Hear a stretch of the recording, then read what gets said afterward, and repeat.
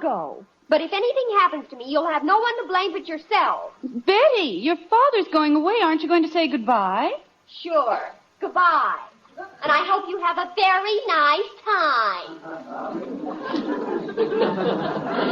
Most ridiculous thing I've ever heard. A perfectly good hat sitting up on a shelf, not hurting a soul. Jim, you said you weren't superstitious. Superstitious? What has superstition got to do with it?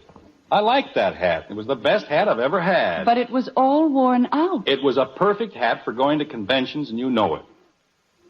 Bud! Jim. You want me, Dad? Get Mr. Adams on the phone. Who? Mr. Adams. The junk man? Tell him I want my gray hat back. It's in the closet, Dad. My old gray hat. Tell him I'll give him $5 for it. For that hat? Bud. Okay, Dad. Jim, you're being very foolish about this whole thing. Oh, I am I? Just because I happen to like a certain hat, I'm being foolish. That's fine. Jim, your train leaves in less than an hour. Well, let it leave. I'll take a plane. I'll walk. But until Mr. Adams comes back with my hat, Daddy? I'm not going to... What is it, Kathy? Mr. Davis is here. Oh, no. What does he want? I'll be right down, Ed. Take your time, Jim. No hurry. Jim, please don't make a fuss in front of Ed. Of course not. You know I've got better sense than that. I do? Well, I guess I've got everything except my hat. I don't understand, Jim, after that long speech you made about dreams and fortune tellers. Margaret, my hat has nothing to do with dreams and fortune tellers. It isn't a question of superstition or anything like that. I merely want my hat. And in the future, will you please leave my things alone? Yes, dear. I'm not asking for anything unusual. Just don't give my hats to the junk man. All right, dear. Jim, I'm sorry to barge in at a time like this. I know you must be kind of busy. Well, it's all right. How are you, Ed? Fine, Margaret, just fine. Jim, I have some property in Chicago, and I wonder if you'll do me a big favor while you're there. Sure, Ed, I'll be glad to. Dad, Mr. Adams wasn't there. That's impossible. He must be there. Okay, but Mrs. Adams said he wasn't. She's going to see if she can find him.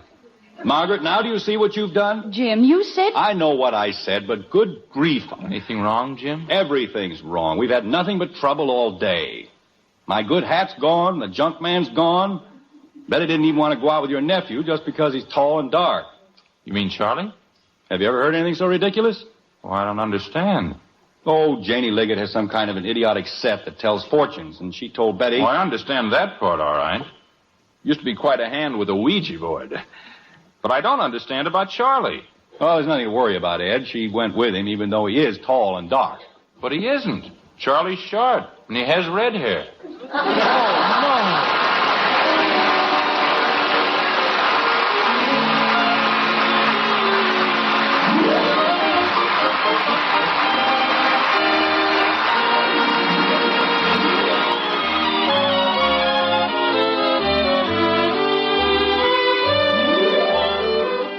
Double, double, toil and trouble, fire, burn, and cauldron bubble.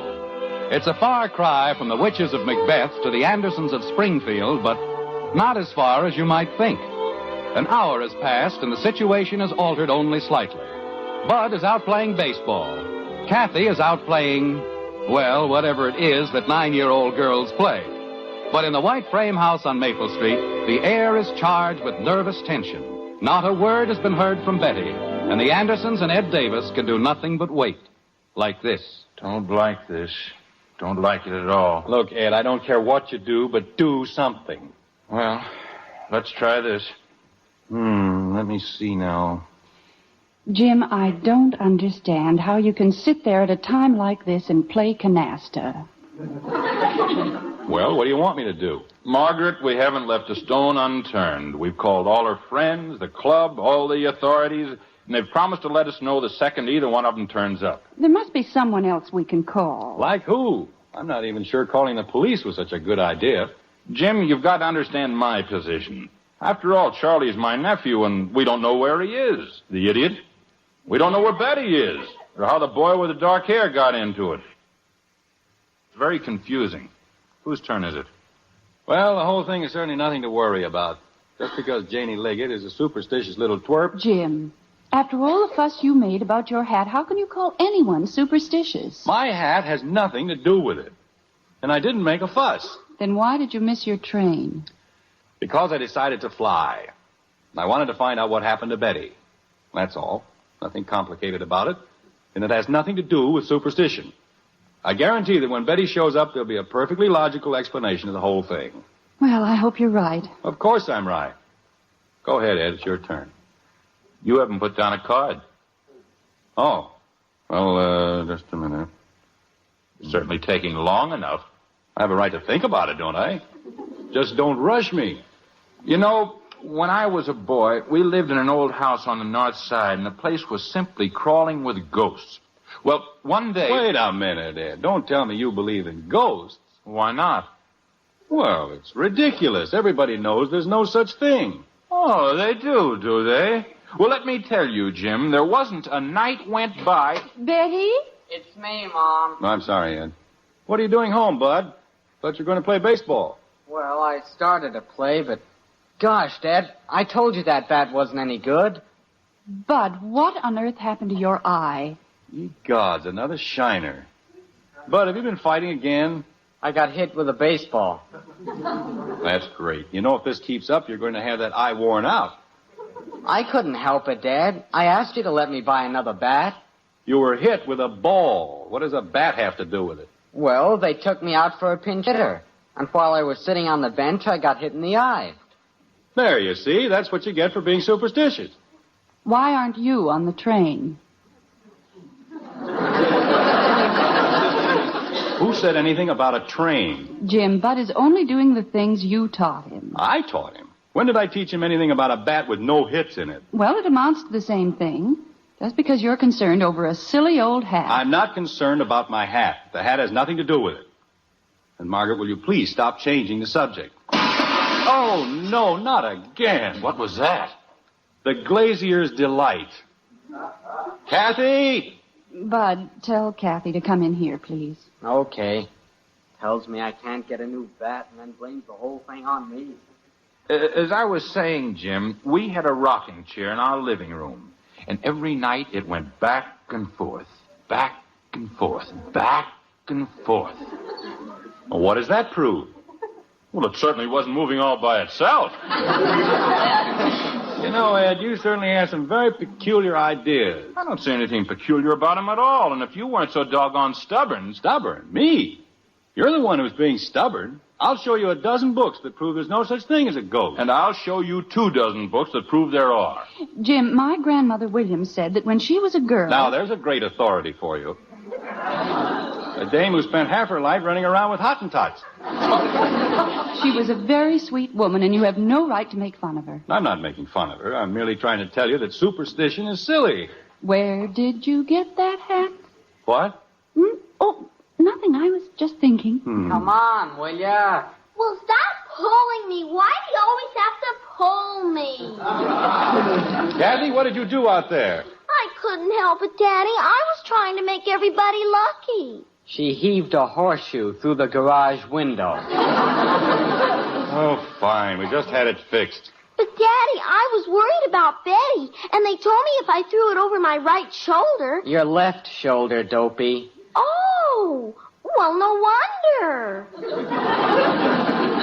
Kathy, do you see what you've done? She was just trying to be helpful, dear. Sure, and I'm going to be set back another $4.20 for a window.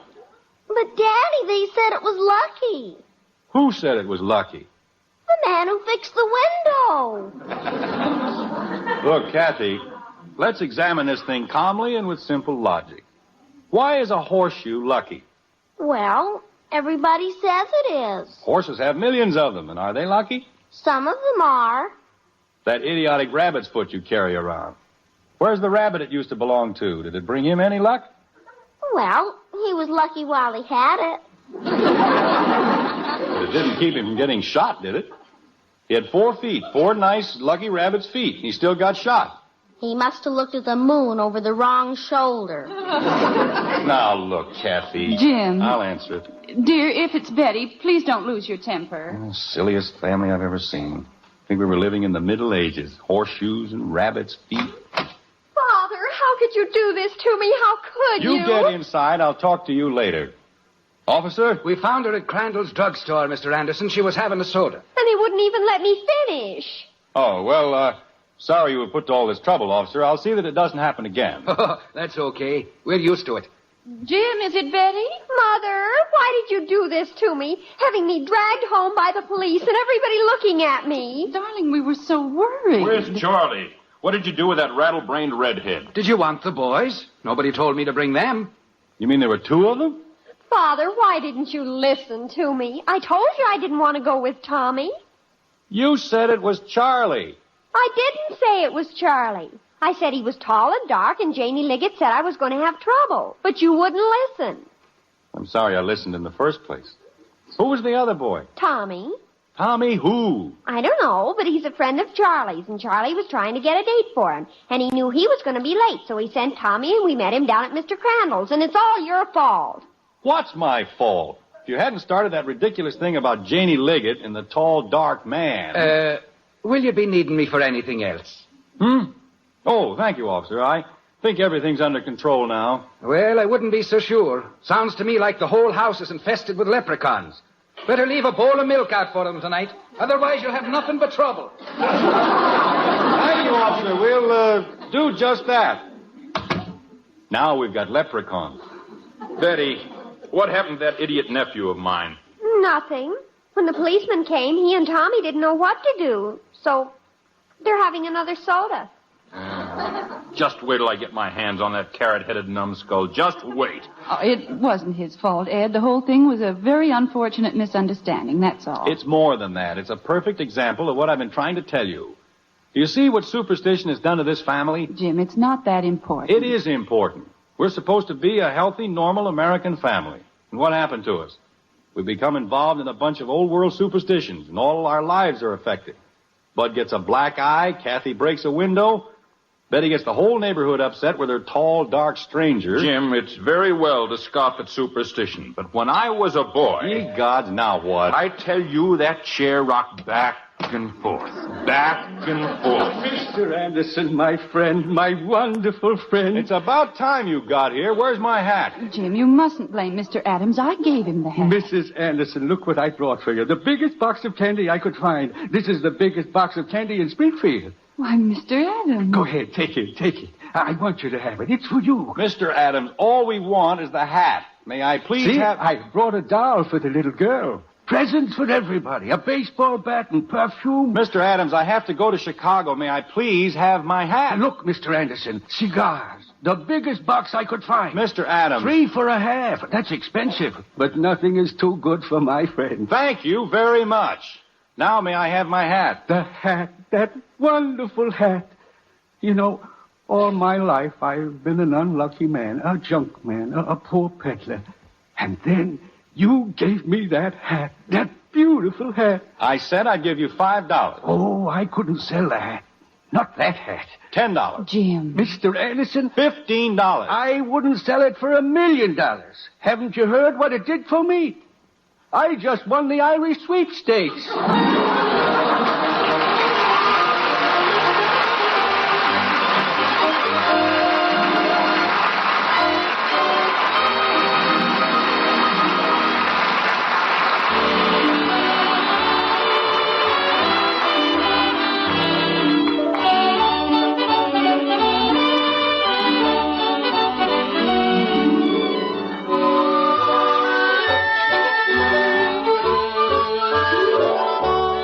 It doesn't take long for 3 days to come and go. Just about 3 days. And that's precisely what's happened in Springfield. Jim Anderson has gone to Chicago and come back again. And now, for the first time in 3 days, he's at the breakfast table with his family. Like this. I guess I made them sit up and take notice. Right in front of everybody. Mr. Craig said they couldn't have placed the Springfield area in more capable hands. Jim, he didn't. He certainly did. And he's only the president of the company, that's all. Boy, you should have seen the eyes pop. Say, Dad, you know how many hits I got yesterday with the bat Mr. Adams gave me? 6. That's fine, Bud. How come you had a game yesterday? Well, it wasn't a regular league game. I was just fooling around with Kathy's team. He hit 3 home runs. Oh, it wasn't so much.